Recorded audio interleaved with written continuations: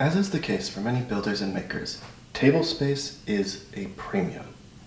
Things like soldering irons really shouldn't be out all the time if you're not using them constantly. So to solve that, I'm going to show you how I built this box to store all of my soldering supplies.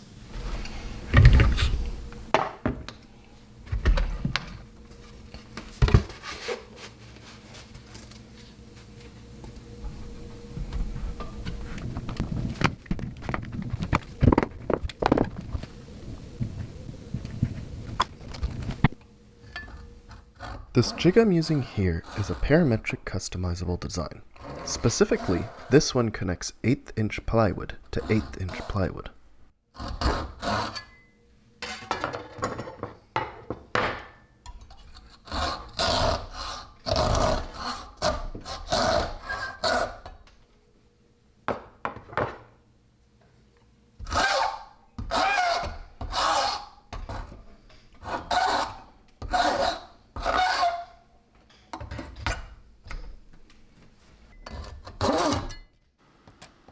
The jig itself keys into the previous cut so as to space out each tab perfectly.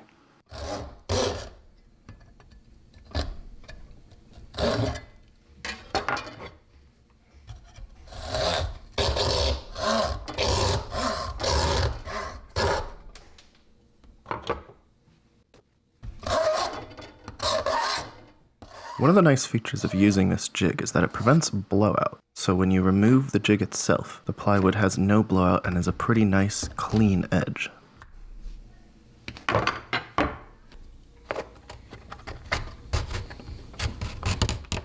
The general process of this jig is place it, get it in position, and then using a saw, cut the front edge and cut the rear edge.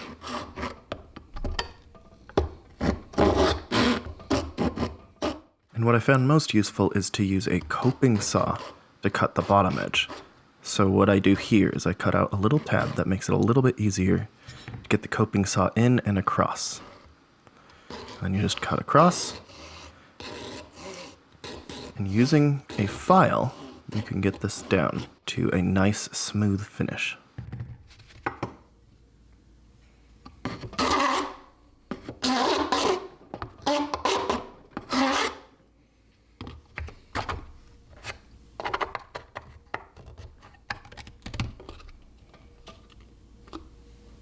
If you would like more information on how to use this jig, I created a whole video that's a short tools tip video on setting up and using this jig. I go through the customization as well as general tips on using it.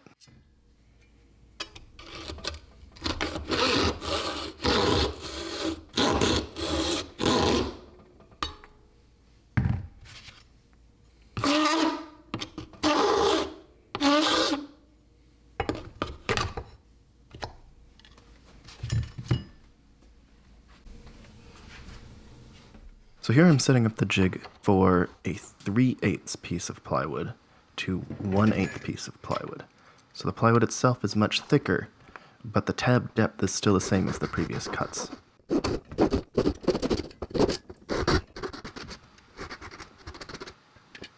It's the same exact process, just here I use the edge of a file to make the cut for using the coping saw, as it's a little bit easier than cutting it straight with the other saw.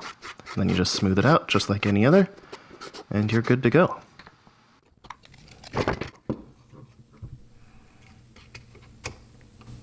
And as you can see, the tab size and the indent size are about the same. It's a pretty nice snug fit.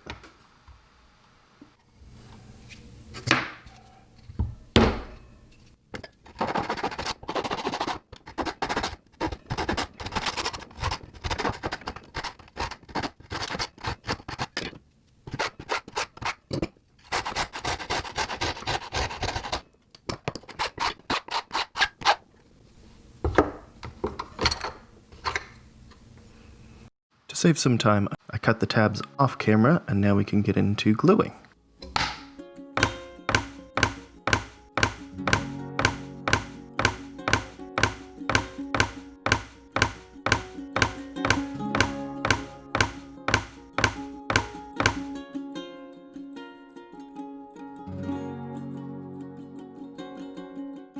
The gluing's pretty simple.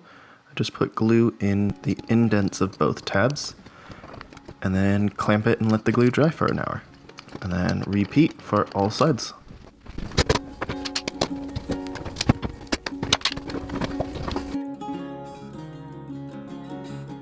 It is very important to clamp it nice and tight. This helps keep everything in line and keeps the box sturdy, as well as gets rid of any holes or crevices that might pop up for incorrectly sized tabs.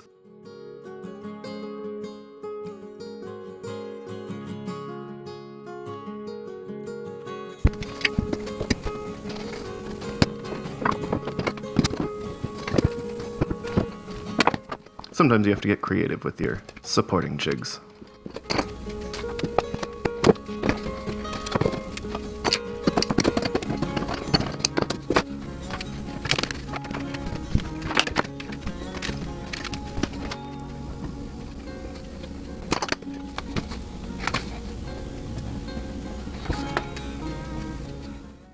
I use a little acid brush here to make sure the glue gets all the way in. I don't have any silicone glue brushes like is really recommended for this kind of work.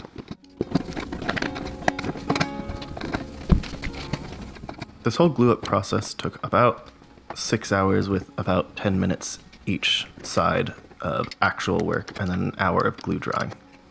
I could probably have moved on sooner than an hour, but I wanted this nice and sturdy. You may have to use like a box cutter or a saw or a file to get the tabs to fit properly. They might be a little undersized or oversized.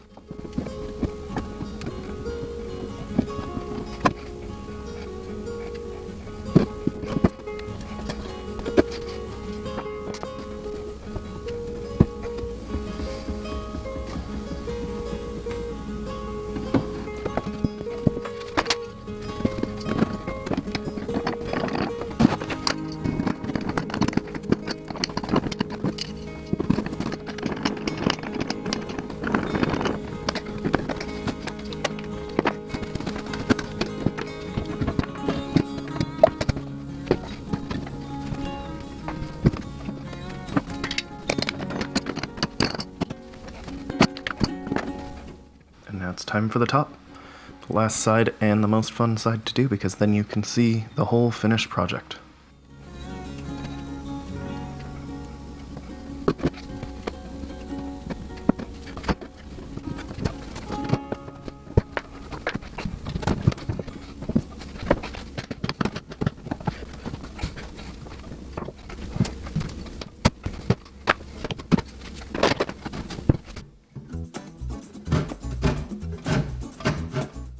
Since this isn't just a cube, it's going to be a box for storing stuff, I gotta cut it open. I decided to cut it at an angle because I want to hard mount some stuff inside my soldering tools. And cutting it at an angle like this allows both the top and the bottom to be a usable storage space. And you'll see that a little bit later.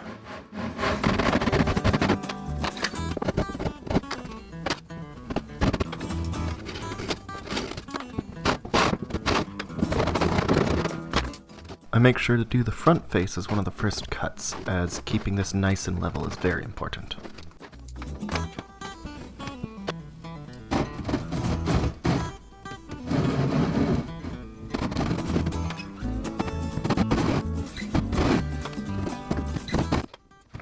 Although it takes a lot longer, I found it easiest to get a nice clean line by dragging the saw straight across the top rather than at an angle like you normally would.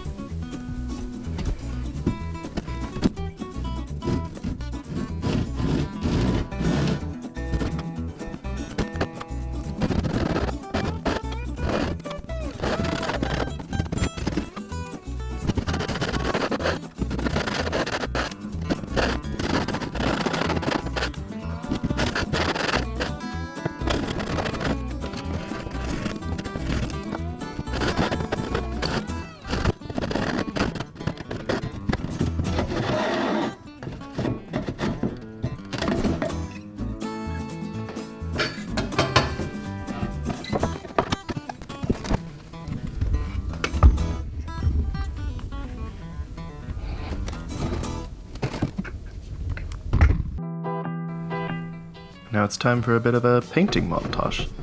I just used some dark walnut stain and had at it. Generally with stain you want to paint it on and then wipe off the excess. Though I should have read the glue, and you want to leave the stain on the glue for at least 20 minutes.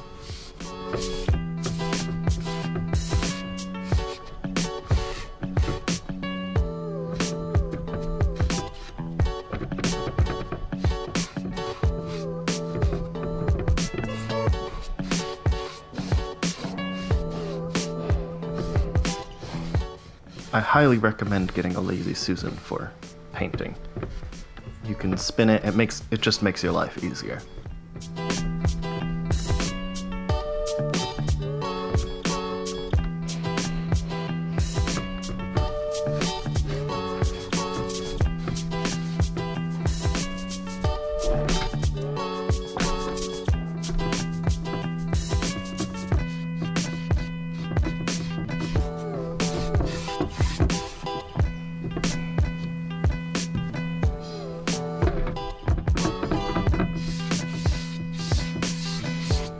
One thing to note with some stains that I didn't realize until later is that the stain itself actually ate through this plastic cup I was using to hold it.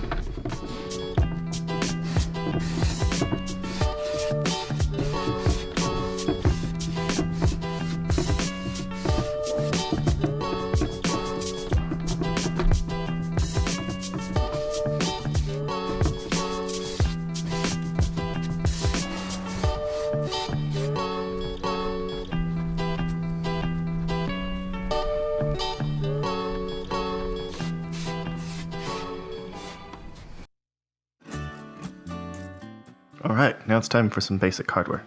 Now the coloring of the stain starts to make sense.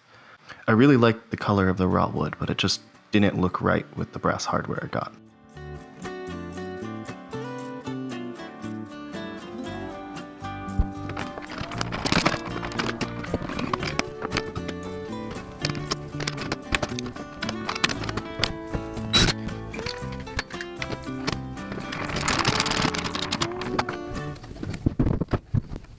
I don't end up showing it, but on the inside behind these clasps, I end up putting a support.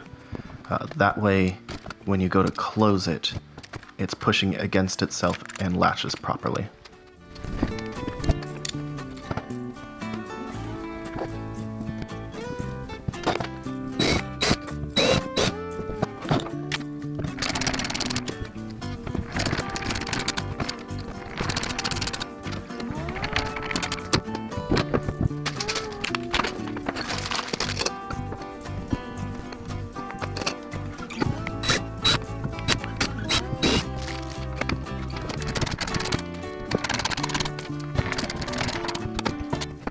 When I ordered these corner guards, I didn't realize that they came in a set of 4 and not 8, so you will see all corners on later, but I wanted to get the box filled and move ahead.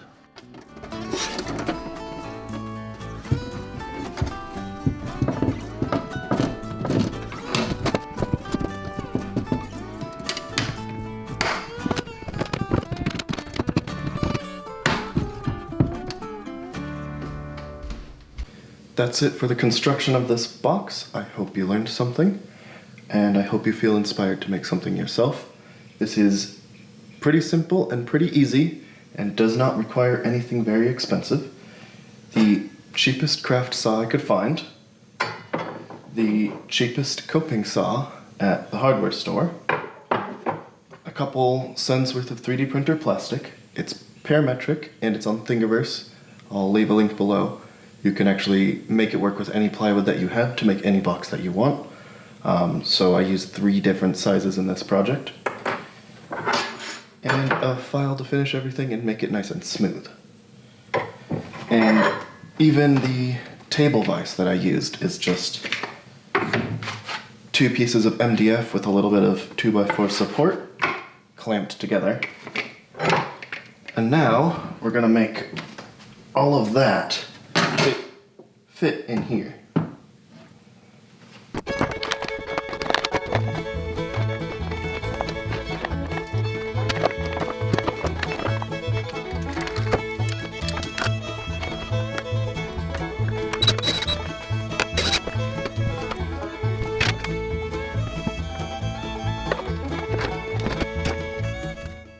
trick I find very useful is if you use Sharpie or any other marker to mark the feet of something and press it down, it marks where you should drill the holes or the indents for them to sit into.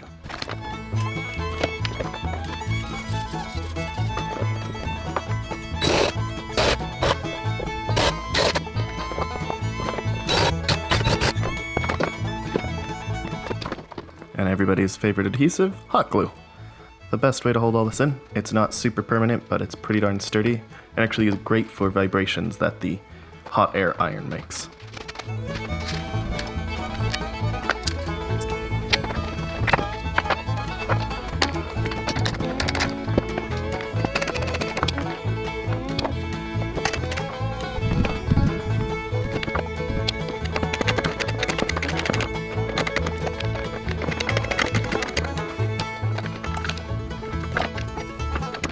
The original mount for the typical soldering iron wouldn't fit fully with the other hot air iron in there, so I had to make my own bracket to hold the iron stand.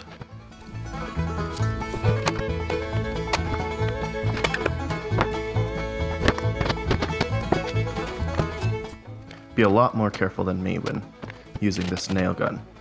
I know it's just like a powered stapler, but it can still go through and punch your finger. Make sure to keep your fingers clear. So on the top side, I wanted to keep all of the wires, both solid and stranded, as well as wire strippers, wire cutters, and pin crimp tools.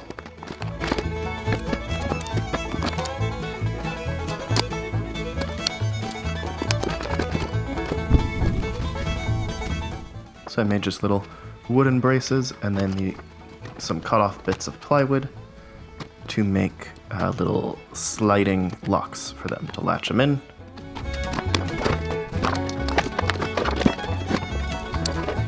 And then I wanted only one plug to go into the wall, so I used this power strip to be the one plug.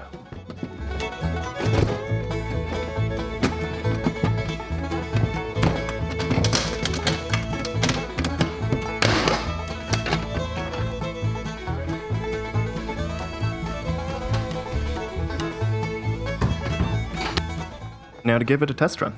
Here you can see I got the final 4 corner guards in.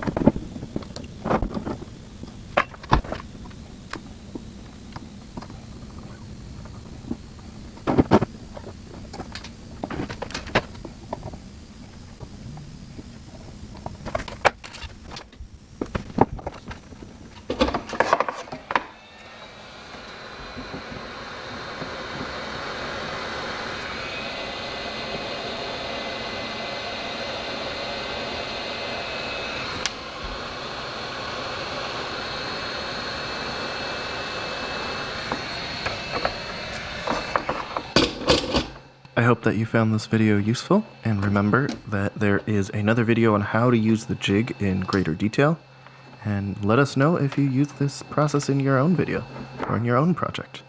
Tag us on Instagram at Builder and Maker. Thank you.